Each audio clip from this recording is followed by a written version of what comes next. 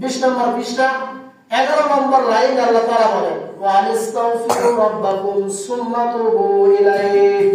ওয়ানিস্তাগফিরু রাব্বাকুম, তোমরা তোমাদের প্রতিপালকের কাছে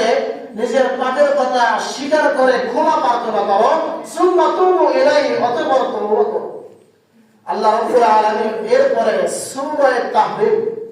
28 নম্বর পারা 20 নম্বর পৃষ্ঠা 2 নম্বর লাইন 8 নম্বর আয়াত আল্লাহ তাআলা বলেন ইয়া আইয়ুহাল্লাযীনা আমানু তুবু ইলাল্লাহি তাওবাতান নাসুহা, হে ঈমানদারগণ তোমরা আমি আল্লাহর দরবারে তওবা করো, তাওবাতান নাসুহা, বিশুদ্ধ তওবা করো। এমন ভাবে তওবা করবা যেরকম ভাবে অপরাধ হাদিসের ভিতরে আছে যে তোমরা তওবা করো এমন ভাবে যেরকম থুতু বালুর ভিতরে নিক্ষেপ করলে ফেলে দেওয়ার পর ওই থুতু কি পুনরায় মুখের ভিতরে ফিরে আনা সম্ভব?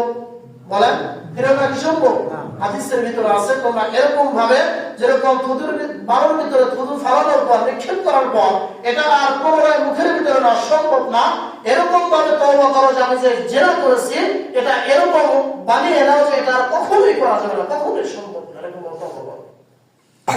আল্লাহ রাব্বুল আলামিন এরপরে কোরআনুল কারীম সূরা জুমার 15 নম্বর আয়াত 24 নম্বর পারা 3 নম্বর পৃষ্ঠা 9 এবং 10 নম্বর লাইনে আল্লাহ তাআলা বলেন কুল ইয়া ইবাদাল্লাযীনা আসরাফু আলা আনফুসিহিম